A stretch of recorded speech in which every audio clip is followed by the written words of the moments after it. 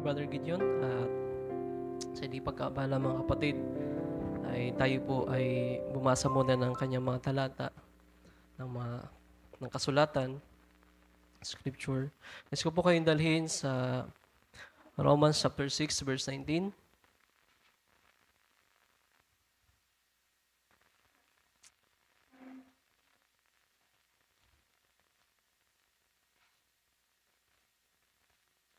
Okay, sabi po dito,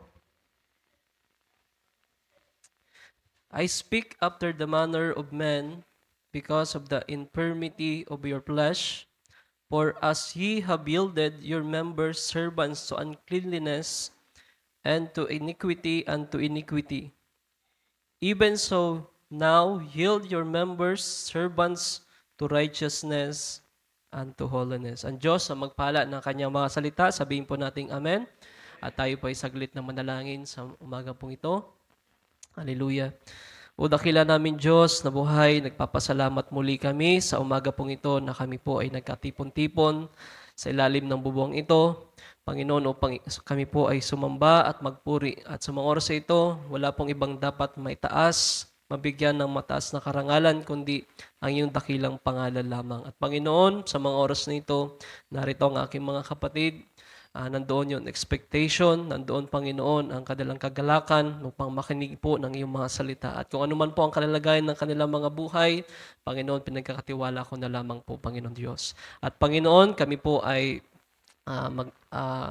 makinig ng iyong mga salita, pagsalusaluhan po namin ito na merong kasiyahan at kasiglahan sa aming mga puso. At nawa po, Panginoon, ito'y dalhin ng bawat isa na ito ay umepekto sa kanila. Hindi ang salita ng tao, Panginoon, kundi salita mo na tunay na merong epekto sa aming mga buhay. Panginoon, maraming salamat po. Every word ay pagpalain mo at ako'y gamitin mo sa likuran ng pulpito at hinihingi ko rin po ang kapatawaran sa mga bagay na aking pagkukulang at gayon din ng aking mga kapatid. At Panginoon, hayaan mo ipagkatiwala po namin sa iyong lahat-lahat. Ikaw ang manguna sa araw na ito. Ito ang aming pagsamo, ito ang aming pagdalangin.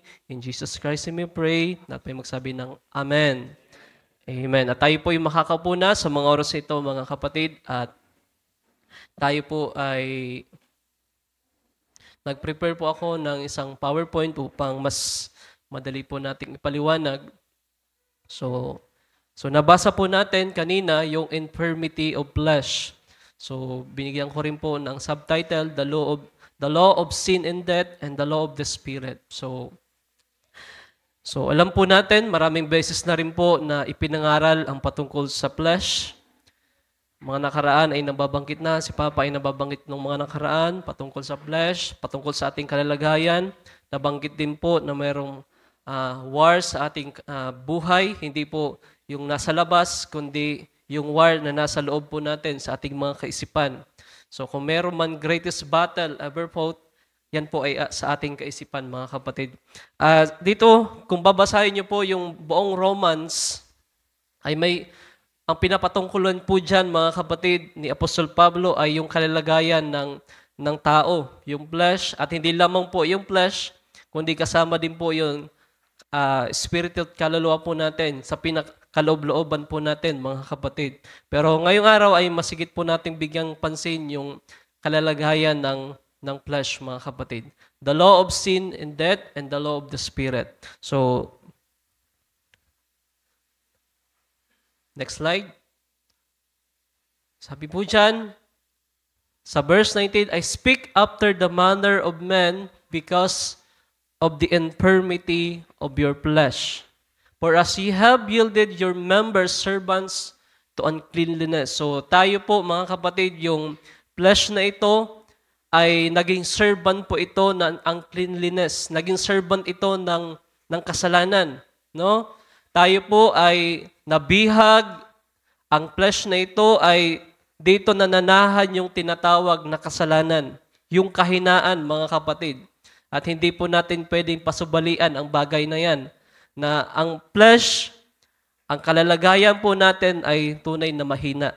Kaya minsan nga po, mga kapatid, di ba?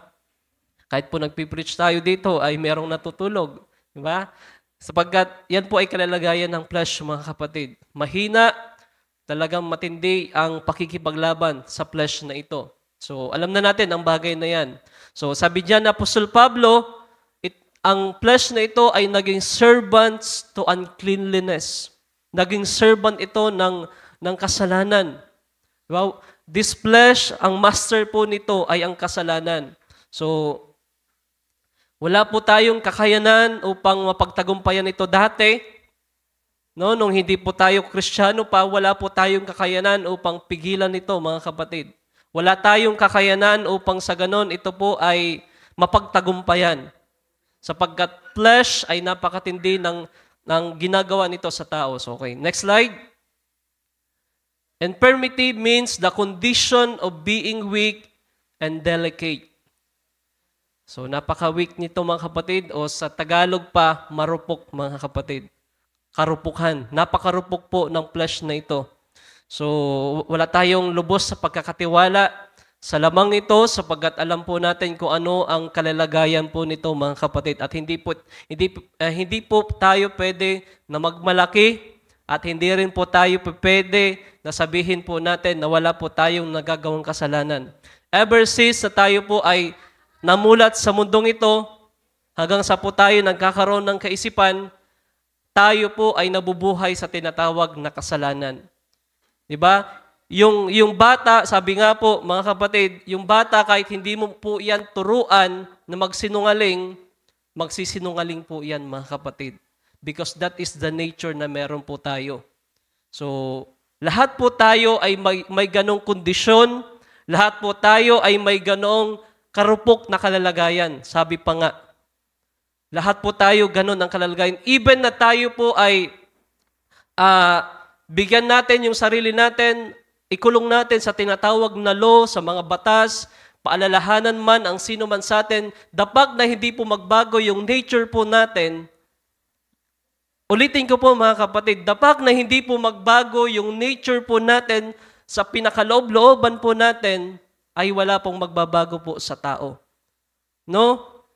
Kahit ang bata, alagaan po natin yan, ikulong po natin yan, dahil sa tinatawag na batas, kaya nga po yung mga Hudyo ay pinagmamalaki nila yung batas, pinagmamalaki nila yung law of Moses. Sabi nila sila ay nabuhay sa law, sa kautusan. Pero anong nangyari mga kapatid? Mas lalong higit na nahayag kung ano ang kalalagayan nila na bilang makasalanan. Kaya nga yung mga Pariseo at mga Saduseo, sinasabi nila, sila ay matuwid sa kanilang mga sarili. Pero nung lumapit sila sa Panginoon, mga kapatid, nasumpungan nila ang kanilang mga sarili na mga hipokrito. Sapagkat sila ay gumagawa ng katuwiran, pero ayon lamang sa laman, pero yung pinakaloob-looban nila, mga kapatid, ay punong-puno ng korupsyon at punong-puno ng sin, mga kapatid, ng pagmamalaki. So, kahit anong gawin natin, mga kapatid, kung hindi mababago yung nature natin, yung pinakaloob-looban natin, at hindi rin mababago yung katawan po natin, hindi rin po magbabago yung kondisyon po natin. Sapagkat yun po yung kalalagayan po natin. So mamaya titignan po natin kung ano po yung nangyari, bakit po merong pagbabago ng nature po sa tao. So dapat po sana, ang tao po kapag ipinanganak, kusa na po yan, natural na po sa kanya, dapat sa kanya yung mabait, merong pag-ibig, meron po sa kanya na kausayan, meron po sana siya na katangian ni Kristo, mga kapatid. Pero nung tayo po ay ipinanganak dito sa mundong ibabaw na ito, tayo po ay nabuhay na sinungaling, tayo po ay ma-pride, tayo po ay selfish, tayo po ay anong lahat ng karakteristik, mga kapatid, ay nasusumpungan po sa atin. So, yan po ang kalalagayan ng tao, mga kapatid. Okay, next slide. The flesh, the body, the sensual nature of man. Kung babasahin niyo po yung tired definition, ugatin niyo po yun doon sa King James Version, ang ibig sabihin po ng flesh, the animal nature, with cravings which incite to sin. So, ang flesh, mga kapatid, ay dinefine ito na animal nature. So bakit nga kaya ito ang pagka-define sa flesh, mga kapatid? So anong nangyari kaya, mga kapatid? Ano ba ang nangyari sa ating flesh? Bakit merong cravings, meron tayong passion, meron tayong tinatawag na sabi na kagustuhan sa paggawa ng kasalanan? No? Ang flesh, the animal nature with cravings which incite to sin. That's the human nature, mga kapatid. So next slide. Sin dwelleth in me. So nananahan po ang kasalanan sa lamang ito.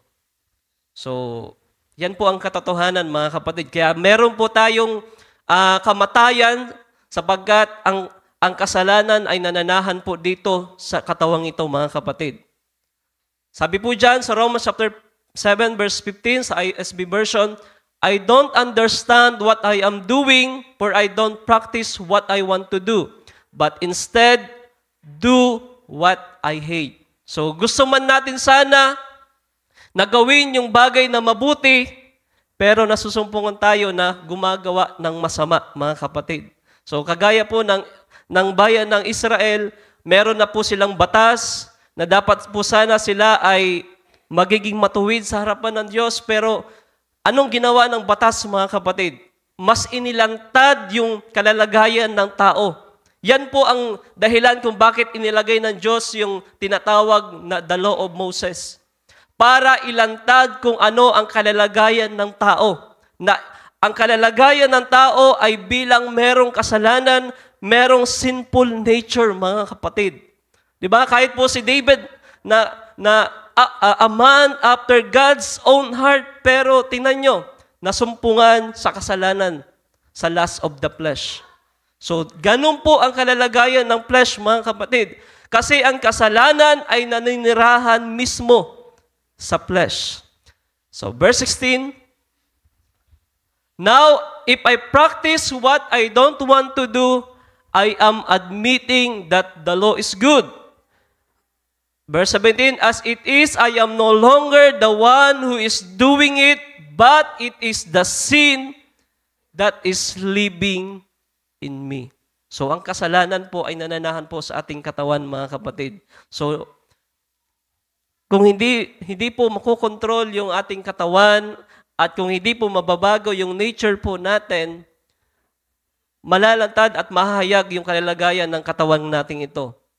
Yung kalalagayan kung ano ang problema sa buhay natin, mga kapatid. So, kagaya po ng sinasabi ko, na bata pa lang po tayo, mga kapatid, marunong na tayo magsinungaling, marunong na tayo na kung ano-ano pang kasalanan o hindi mainam sa ating character, mga kapatid. At yan po ang kalalagayan ng ating physical at ng kalalagayan ng ating spiritual. Okay, next slide. Hindi lang po flesh, mga kapatid, no? Kundi yung kalalagayan po ng ating kaluluwa at ng spirito ay kasama rin po yan. Pero sabi ko nga ay bigyan po natin ng pansin yung tinatawag na flesh. Okay, sa verse 18, for I know that nothing good lives in me, that is in my flesh. So wala pong mabuting bagay na nandito sa flesh po natin. Kahit pagandahin po natin yan, kahit ano pang gawin po natin sa flesh na ito, wala pong mabuti na nandito sa flesh natin ito. So kung hindi po tayo naging Kristiyano, kung hindi babaguhin yung katawan pong ito, mga kapatid, masusumpungan lamang po tayo sa kawalan ng pag-asa, mga kapatid. Isipin nyo kung sa 1,000 years, ang kalalagayan po natin ay ito pa rin yung flesh na ito. Sa palagay ko, mga kapatid, ayaw ko na po na mag 1,000 years. Sapagkat kung ngayon pa nga lamang, mga kapatid, ay may mga problema na tayo sa ating physical, may problema na po tayo, mga kapatid, sa ating sa nature na ito, ano pa kaya kung mag 1,000 years, mga kapatid, baka maging butot balat na lamang po tayo, mga kapatid, sa panahon na yan. So, ganun po ang problema sa flesh na ito. Sabi po dyan, for I have the desire to do what is right, but I cannot carry it out. So sabi na Apostol Pablo, meron siyang desire na gawin yung isang bagay na mabuti, yung tama, pero wala siyang kakayanan, mga kapatid. So, pinapatukulan dyan ni Apostol Pablo yung dati niyang kalalagayan. For I cannot carry it out. Walang kapangyarihan o walang tumutulong sa kanya upang pagtagumpayan yung flesh. Pagtagumpayan yung nature na meron siya. So, ganun din po yung kalalagayan po natin, mga kapatid. So, kung walang tutulong sa atin, kung walang kapangyarihan na tutulong sa atin, masusumpungan lamang po tayo, mga kapatid, sa paggawa ng kasalanan. So, ganun po ang kaimportante mamaya ang tinatawag na born-again experience. Ganun po kahalaga ang Espiritu ng Diyos. Kinakailangan natin ang bagay na yan para merong kapangyarihan upang pagtagumpayan yung flesh na ito. No? If there is no power to carry it out, mga kapatid, wala po, mga kapatid, tayong kakayanan para ma-overcome ito. So sabi sa verse 21, so I find this to be a law. So tinutukoy niya dyan yung law of sin and death. When I want to do what is good, evil is right there with me. For I delight in the law of God and my inner being, but I see in my body a different law, waging war with the law in my mind, and making me a prisoner of the law of sin that exists in my body. So, yan na po yung naging naturalesa ng ating katawan. At ang tawag po dyan ni Apostol Pablo sa principle na yan ay the law of sin and death. So, sabi po na Apostol Pablo, gusto niyang gawin ang isang bagay, pero hindi niya magawa. At ang nagagawa niya, imbis na yung mabuti, ay yung masama po ang nagagawa niya. At ganun po ang kalalagayan po ng tao. Sana po ay nagkakaunawaan po tayo, mga kapatid. At alam ko, kilala naman po natin yung sarili na po natin. Verse 24, what a rich man I am, who will rescue me from this body of death. So, sino daw po ang magre-rescue po sa atin, sa ating katawang ito? Hindi lamang po yung katawan po, kundi buong buhay po natin, yung soul, body, and spirit. So, next slide. The fall of man. So, balikan lang po natin, mga kapatid, kung ano po yung nangyari doon po sa Garden of Eden para po mas maintindihan po natin bakit merong pagbabago ng nature po natin, yung character po natin, yung behavior po natin. Nasabi ko nga na dapat po sana kapag tayo'y ipinanganak, dapat mabuting tao tayo. Na dapat po sana kapag ipinanganak, ang sino man sa atin, merong katangian ni Kristo. Pero ang problema, mga kapatid, sabi, sa sulat ni Job, we are shapen in iniquity. Tayo ay ipinanganak, mga kapatid, sa kasalanan. Sabi po dyan sa Romans chapter 5 verse 12, just as sin entered the world through one man, Adam, and death resulted from sin. Therefore, everyone dies because everyone has sinned. So, naniniwala naman po tayo, mga kapatid, na dahilan sa kay Adan at saka kay Eve, mga kapatid, dahilan sa kasalanan po nila, resulted from sin, lahat po tayo ay nangamatay. Sapagkat ang magiging consequence ng kasalanan ay kamatayan, mga kapatid. At lahat po tayo ay naging makasalanan at lahat po tayo ay namatay. At mamamatay, mga kapatid, kung hindi pa babalik ang Panginoon. So, ganun po ang kalalagayan po ng tao, ang problema po ng mga tao.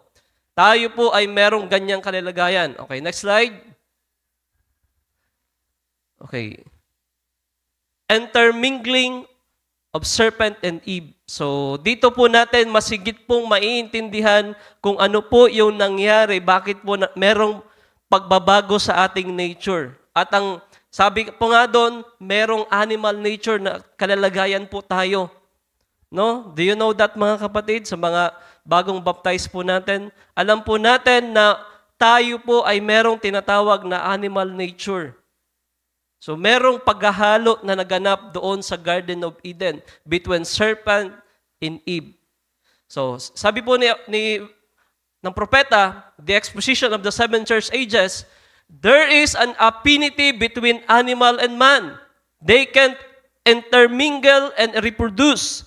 It has been tried back in the garden that intermingling did take place, and the chemical affinity which still exists proves it.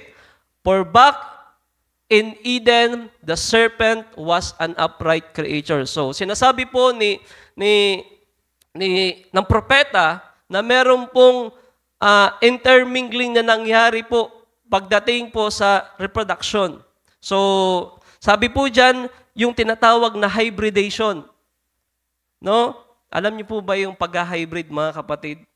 So, ang hybridation, mga kapatid, halimbawa na lamang yung palay, binhi ng palay, ay i-hybrid sa ibang uri ng palay. Halimbawa na lang, ibang plants na lang, halimbawa kalamansi at lemon. So, di ko alam kung ano yung malaki sa maliit, pero citrus fruits sila, mga kapatid. Ibig sabihin, pwede po sila na i-hybrid. At ganun po ang nangyari doon sa Garden of Eden, merong hybridation.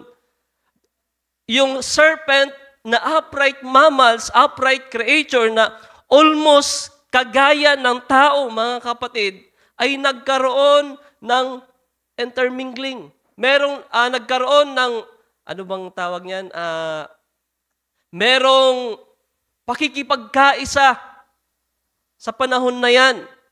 So, yung binhi ni Eva, ay yung kalalagayan ni Eva saka yung serpent, mga kapatid, ay nagkaroon ng mixing.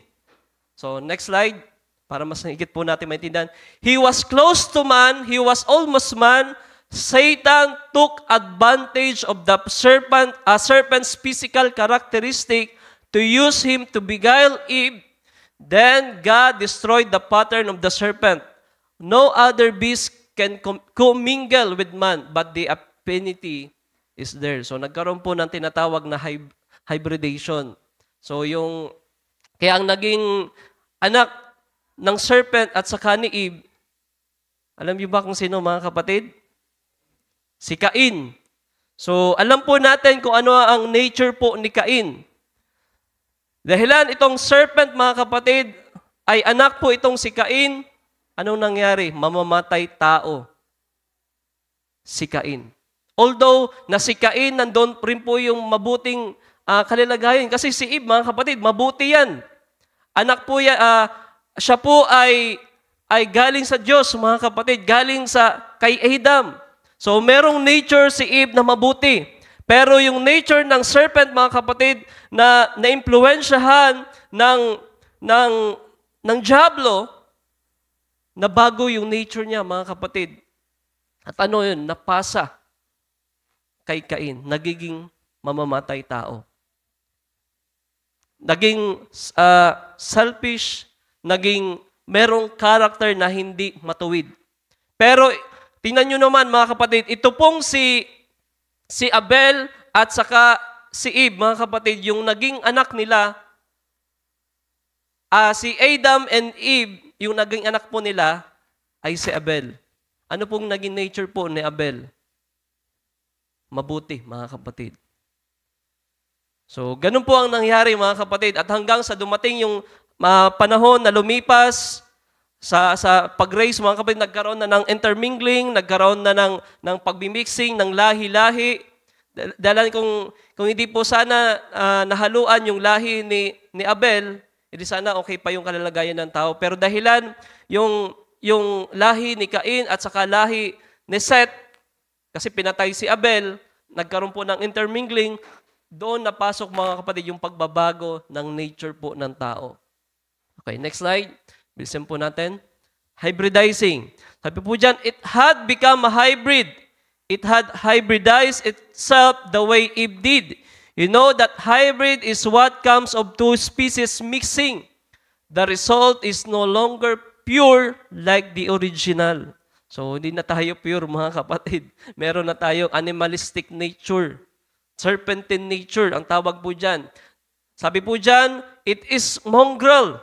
Well, when Eve allowed the beast to mingle his seed with her, she reproduced a creature called Cain that wasn't pure human. He was of the wicked one. So, kinakailangan po natin na maintindihan ito, mga kapatid, sapagkat maintindihan lamang po natin kung anong kalalagayan ng tao, kung maintindihan po natin yung naging kalalagayan ng Genesis, the fall of man. So, alam niyo po, para po maintindihan niyo po yung nagiging bunga, kinakailangan niyo po na maintindihan ko ano yung naging puno at saka yung naging ugat. Diba? Kasi kung hindi niyo po maintindihan yung naging seed o naging ugat niyan, hindi niyo rin po maintindihan yung nagiging bunga. So, minsan meron pong naghumingi po sa akin ng advice. Sabi niya, hindi niya na maintindihan yung sarili niya kasi lagi po siyang natetempt at siya po ay humihingi ng advice sa akin, ano bang mabuting gawin upang hindi na matempt at para hindi na panghinaan. So sabi ko sa kanya, wala akong magagawa. Hindi ako pwede mag-advise na itigil mo na kasi yan, ganito, ganyan. So, alam ko kasi yung kalalagayan ng flesh at alam ko rin ang kalalagayan ng tao. So kahit ang Panginoon, mga kapatid, alam ang kalalagayan ng tao at ng flesh. So nung si Mary Magdalene ay inaakusahan sa salang adultery, hindi nirebuke ng Panginoon. No? Imbes na i-rebuke ng Panginoon si Mary Magdalene na huwag ka na kasing gumawa ng ganyan. Mali yung ginagawa mo. Bago niya mag-rebuke ang Panginoon, ipinakita muna ng Panginoon kung ano ang kalalagayan ng flesh, mga kapatid. Kung ano ang kalalagayan ni Mary Magdalene. So alam naman po natin kung anong nangyari, mga kapatid. Si Mary Magdalene ay isang adulteress. Siya po ay mangangalunya. At ngayon, nung ang mga Pariseo at ang mga tao ay babatuhin na siya at nakita ng Panginoon at dinala si Mary Magdalene sa ating Panginoon at sabi ng mga tao, Guro, ano ang magiging hatol mo sa taong ito? At ang Panginoon ay naggumuhit, mga kapatid, at sabi ng Panginoon, sino man na walang kasalanan ay siyang unang bumato sa babaeng ito. So, in short story, mga kapatid, walang bumato kay Mary Magdalene. Inapakita lamang, mga kapatid, kung ano yung sinful nature at naunawaan ng Panginoon kung ano ang kalalagayan. Kaya nga dumating ang Panginoon para iligtas tayo at para mabago yung nature po natin. Kung hindi natin makakatagpo ang Panginoon, magiging kagaya po tayo ni Mary Magdalene na babatuhin at tutungo na sa tinatawag na judgment. At lahat po tayo mamamatay na walang pag-asa. Yan po ang gusto ko pong sabihin, mga kapatid. Kung hindi dumating ang Panginoon sa buhay po natin, wag po tayo mag-isip na mapunta doon sa langit. Wag po tayo mag-isip na tayo po ay pararangalan doon sa langit sapagkat ang kalalagayan po ng flesh, ang kalalagayan ng kaluluwa po natin ay sinful nature, mga kapatid. So kung hindi po natin makakatagpo ang Panginoon sa eksena, which is nung tinanggap natin, hallelujah, ang gospel, yung mabuting balita, wala po tayong karapatan doon po sa langit. Pero thank God, mga kapatid, kagaya po ni Mary Magdalene, ay nakaharap po natin ang Panginoon, not by flesh, but by His word, mga kapatid. Mari po ba nating palakpakan minsan pa ang Panginoon? Kaya napakahalaga po na makatagpo natin ang Panginoon sa buhay po natin. Hindi man ang flesh, kundi ang kanyang mga salita. Because the seed carries the nature, mga kapatid. Kapag tinanggap po natin yung salita po ng Panginoon, meron ka ng kakayanan. Hallelujah, na mabago ang buhay po natin. Hallelujah. So, ganun po, mga kapatid. Sabi ko sa taong ito, sabi ko, wala naman ako magagawa sa iyo, kundi ang salita ng Diyos at ang Espiritu ng Diyos na tutulong sa iyo.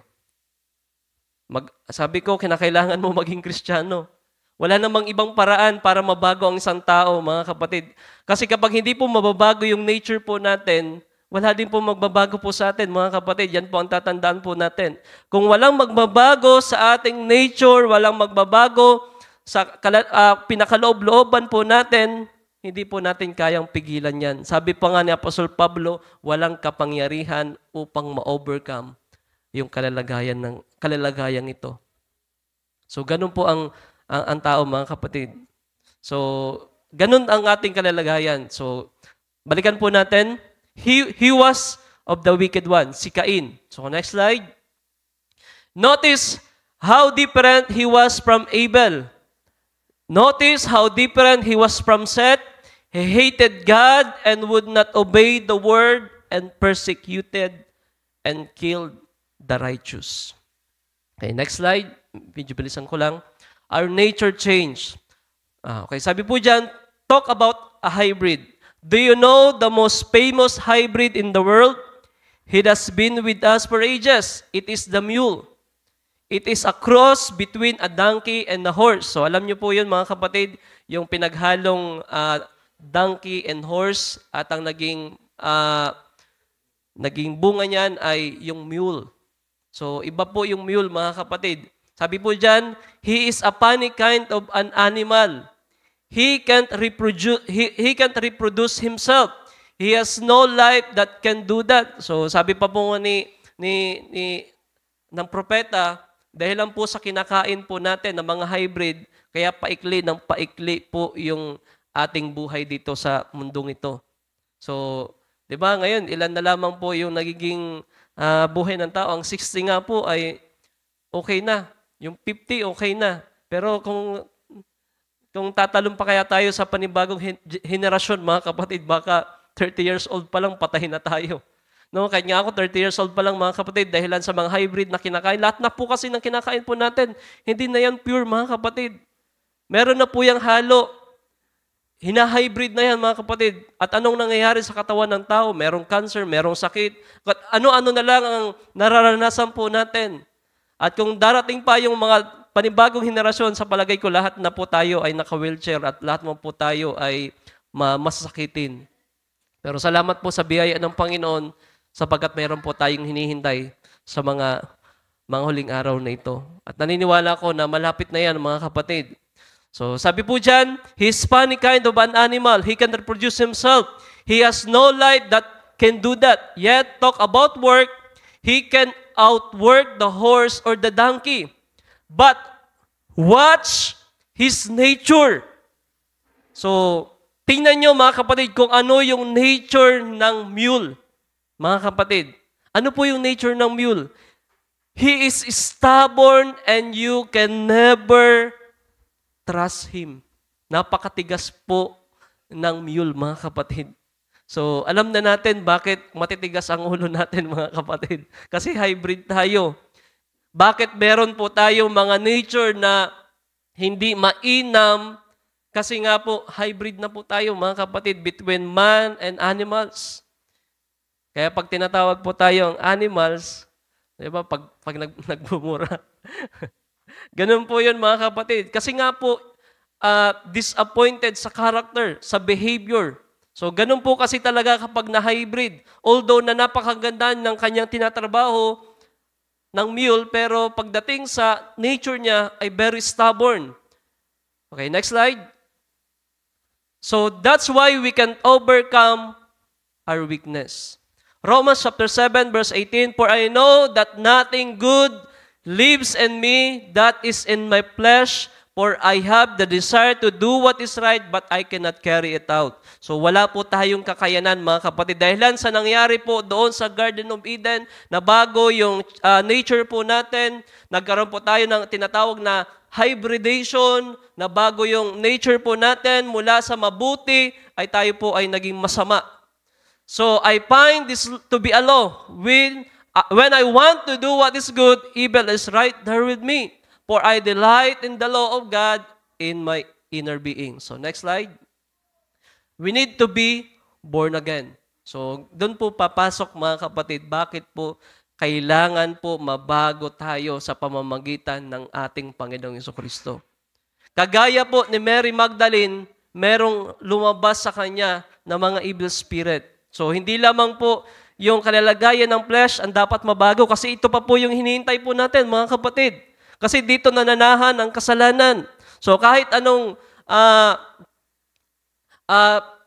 pagsusumikap po natin, mga kapatid, kung hindi po mababago yung flesh na ito, it needs to be a glorious body, ang kasalanan ay nandito pa rin, mga kapatid. Kaya yan po yung pinakahihintay po natin sa mga panahong ito, yung pagbabago ng katawan.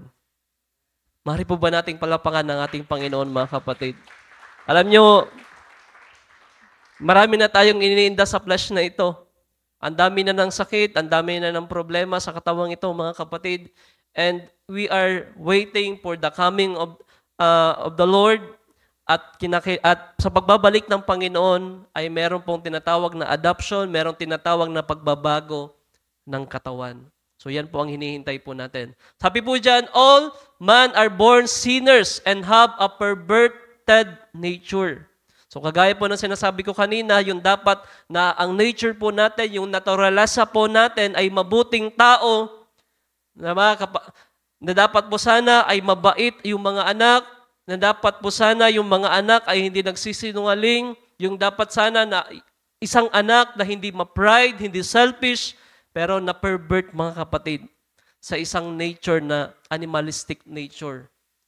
No? Sabi po dyan, we lie, we cheat, we covet. We do all manner of evil works. This is because of the serpentine nature that is in the blood. So may kinalaman po kasi yung blood ng serpiente at saka ni Eva, bakit po nagkaroon ng tinatawag na pagbabago ng nature. So hindi ko na po masyado pong ipapaliwanag yan kasi maubusan po tayo ng oras. So ito po ang mystery bakit kinakailangan na tayo po ay tubusin ng dugo ni Kristo. No, kasi po may kinalaman yung dugo, bakit po nagkasala si Adam at saka si Eve at saka yung serpiente, mga kapatid. May kinalaman yung dugo. So sa atin, mga kapatid, nananalaytay na po sa atin yung tinatawag na serpentine nature. No? Nandito na yan sa ating katawan at saka yung kaluluwa po natin ay total darkness yan. Yung nagkasala si Adan saka si Eva, yung kaluluwa po natin, mga kapatid, ay walang liwanag dyan, mga kapatid. Hanggang sa dumating ang Panginoon, naliwanagan po yung kaluluwa po natin. At saka yung seed na buhay, yung predestinated seed na nasa kaluluwa ay nabuhay, mga kapatid. Kaya ganun na lamang kabuti ang Panginoon sa ating mga buhay. Hallelujah. We live a sinful life because of the sinful nature and life that is in the blood. Therefore, we need to be born again of the Spirit of Jesus Christ who had shed His pure, sinless blood for us. So, dapat naiintindihan po natin gaano kahalaga ang dugo ni Kristo. Hindi po tayo kayang tubusin ng dugo ng tupa. Hindi po tayo kayang tubusin, mga kapatid, o sabihin natin mabago yung nature po natin ng dugo ng tupa. No? Hindi po kaya yon, mga kapatid. Kaya yung ginagawa ng mga Israel na paghahandog ng dugo doon sa pinakadakong banal, doon, mga kapatid, ay hindi po nagbago sa nature ng tao. Yung dating makasalanan ay makasalanan pa rin. Pero anong ginawa ng dugo ng tupa? Tinakpan yung kasalanan ng tao. Pero it doesn't change the nature of man. Hindi po nababago. Pero ngayon, mga kapatid, meron po tayong tinatawag the law of the Spirit, na ito ay merong kakayanan na baguhin po yung nature po natin. Hallelujah! Yung nature na dating sinungaling, hindi ka na basta-basta magpipigil na sinungaling ka, kundi meron na babago, mga kapatid. No? Yung dating ikaw ay sugarol, yung hindi mo kayang baguhin yung sarili mo dahilan sa sinful nature, dahilan sa lamang ito, dahilan sa pamamagitan ng Espiritu ni Kristo, mga kapatid, ay kayang baguhin yung nature na nasa atin.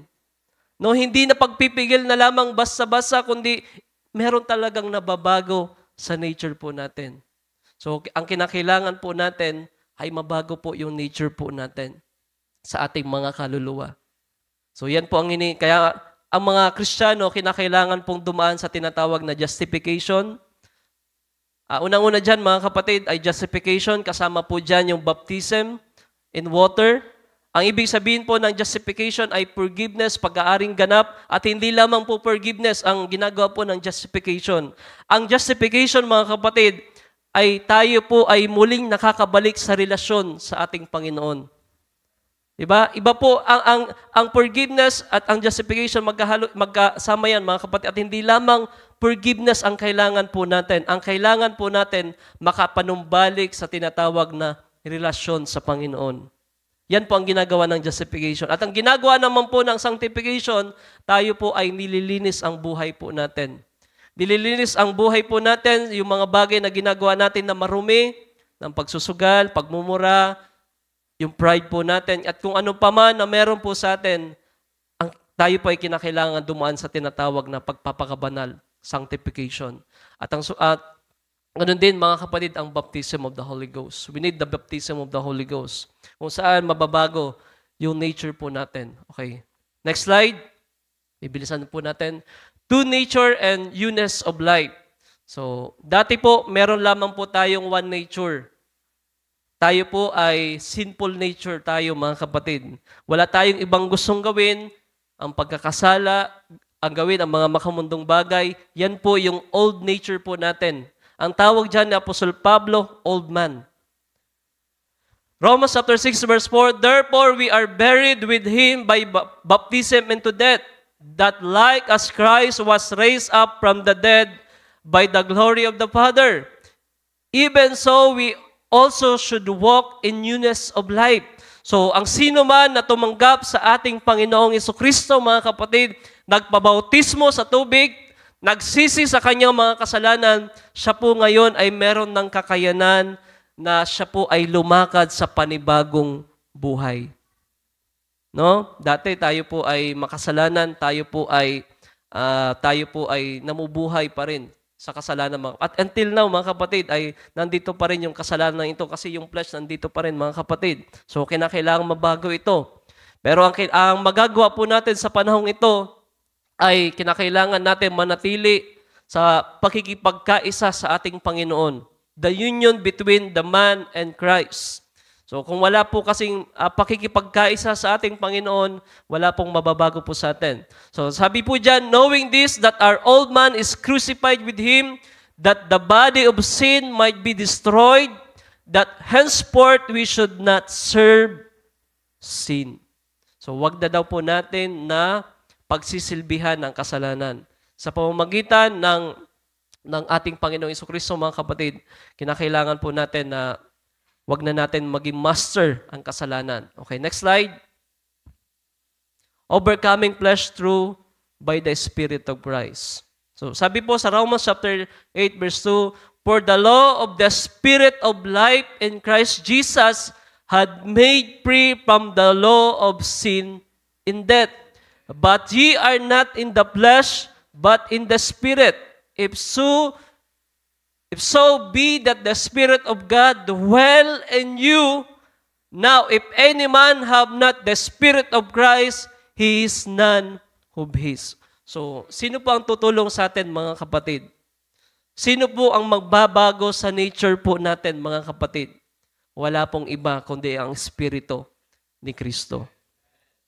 Kung wala pong mananahan na banal na Espiritu sa tao, mga kapatid, huwag po tayong aasa na mayroong magbabago sa tao na yan. You can live na kagaya ng isang relihiyoso. Kaya nga po napakaraming relihiyoso po ngayon, mga kapatid. Pag pumupunta sa church, banal. Pero pagpunta na po sa bahay o kung saan man, wala pong nababago. Nagmumura pa rin, siya po ay sugarol pa rin, siya po ay sabongero pa rin, siya po ay kung ano-ano pang ginagawa na hindi po tama, mga kapatid. So, the fact na hindi po tayo tutulungan ng Espiritu ng Diyos, mga kapatid, wala pong mababago sa nature po natin. Kinakailangan po natin magkaroon ng union, pakikipagkaisa. Sabi pa po nga ng propeta, we need to be the word bride sa mga uling araw na ito. That the word become flesh again. kinakailangan na tayo po ay makipagkaisa sa salita ng Panginoon, sa kanyang espiritu, mga kapatid, upang sa ganun mapagtagumpayan natin yung the law of sin and death. So sabi po dyan, the Spirit of God dwell in you. So napakahalaga po niyan, mga kapatid, sapagkat yan po ang tutulong po sa atin. Okay, next slide. But if the Spirit of Him that raised up from Jesus from dead dwell in you, He that raised up Christ from the dead shall also quicken your mortal bodies by His Spirit that dwelleth in you. Therefore, brethren, we are debtors not to the flesh, to live after the flesh. So, meron na po na bago po sa ating pagkataong panloob, mga kapatid, sapagkat nananahan na po yung banal na espiritu sa ating mga puso. Pero yung flesh, mga kapatid, ay kinakailangan na mabago pa ito, mga kapatid. Kasi nananahan pa ito. Ang magagawa po natin ay we need to mortify this body. Ang magagawa po natin ay kontrolin yung flesh na ito hanggang sa pagbabalik ng Panginoon upang hindi na ito gumawa o kaya ang maging master ng flesh na ito ay ang kasalanan. Sabi po dyan, for if ye live after the flesh, ye shall die, but if ye through the Spirit do mortify the deeds of the body, ye shall live. So, pag pinag-usapan po yung mortify, hindi po ganun kadali yan. Kung inyo pong i-root word pa yan, ay ibig sabihin yan, to kill, to have pain, mga kapatid. So, napakahirap niyan, mga kapatid. Pero naniniwala ko na tutulungan po tayo ng Espiritu ng Panginoon. At kung tayo po ay higit pang makikipagkaisa sa Espiritu ng Panginoon, wala pong kakayanan ang flesh na ito. No? Kaya nga po si Brother Branham, nung siya po ay nababad sa presensya ng Panginoon, ay walang kakayanan yung flesh upang sa ganun ay ito ang maging master niya. Kundi merong pagbabago, mga kapatid. So, ang kinakailangan po natin ay pakikipagkaisa sa ating Panginoon. Okay, next slide. Body change and rapture. So, ito po yung hinihintay natin, mga kapatid, pagbabago po ng katawan. Kasi sabi ko nga po, yung physical po natin, nananahan po dito yung sinful nature, yung the law of sin and death. So, yung bagay na gusto mong gawin ay hindi mo magawa, at yung bagay na ayaw mo rin, ay yun po yung nagagawa po natin. At sabi po dyan, for I reckon that the suffering of this present time are not worthy to be compared with the glory which shall be revealed in us. For the earnest expectation of the Creator waited for the manifestation of the Son of God. So meron pong manifestation sa mga uling araw na ito. Marireveal kung ano ang kalalagayan ng mga anak ng Diyos. There will be a body change, mga kapatid. Okay, next slide. Wala na tayong oras. Sabi po dyan, and not only they, but ourselves also, which have the first fruit of the Spirit, even we ourselves grown within ourselves, waiting for the adoption, the redemption of our body. So ito pa po yung hinihintay natin, mga kapatid. Meron na ng redemption of our soul, di ba? Meron na tayong eternal life, pero yung physical natin, mga kapatid, ay hindi ito pwedeng magmana ng kaharian ng Diyos. Flesh and blood cannot inherit the kingdom of God. So we need the redemption of our body. Kinakailangan mabago po yung katawan po natin. Mula sa isang may kasiraang katawan, patungo po sa tinatawag na glorious body. So, yan po ang hinihintay po natin. At magaganap po yan sa rapture. No? Bago tayo doon sa marriage supper of the Lamb, kinakailangan munang merong mabago. Kasi paano po tayo lilipad, mga kapatid? Paano po tayo tutungo doon kung nasa flesh pa rin tayo? So, alam niyo po ang ginagawa po, para po masigit niyo pong maintindihan yung law of sin and death and the law of the Spirit, parang ganito yan, mga kapatid. Kapag kayo po, alam niyo po yung law of gravity, no? Halimbawa, kapag merong isang bato na kayo po ay hinagis sa langit o kasi sa himpapawid, anong mangyayari, mga kapatid? Babagsak. That is the law of gravity. At yung sinful nature, mga kapatid, yung kalalagayan ng flesh natin, Patungo ito pababa, mga kapatid. Patungo ito sa judgment. So wala po tayong kakayanan para tayo po ay umangat, mga kapatid. Wala tayong kakayanan upang mapagtagumpayan yung sinful nature. Pero ano po yung ginagawa ng tinatawag na the law of the Spirit? Ano ang ginagawa ng Espiritu ng Diyos sa buhay po natin?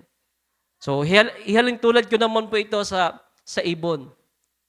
Kapag ang ibon, mga kapatid, ay ito po ay hinagis natin pataas, ano pong mangyayari, mga kapatid? Lilipad. So, ang ibon, mga kapatid, ay hindi po saklaw ng tinatawag na the law of gravity.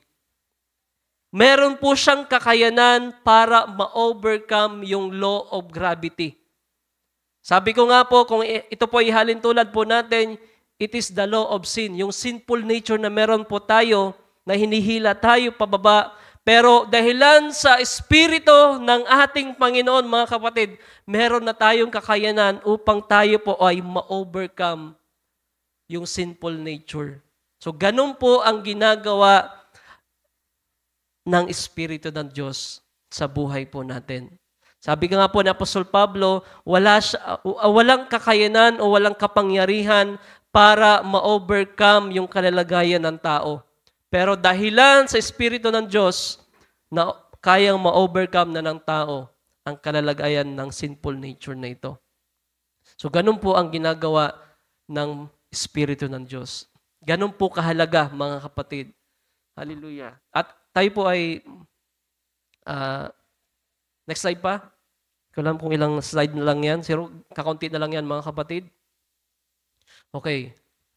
Yan, last quote sa siguro yan. Sabi po dyan, sa question and answer, 1959, Paul said then, with my mind, and I have the mind of Christ. You see, he said, I serve God with my mind, but my flesh, how did the word that there at the last? But with the flesh, the law of sin.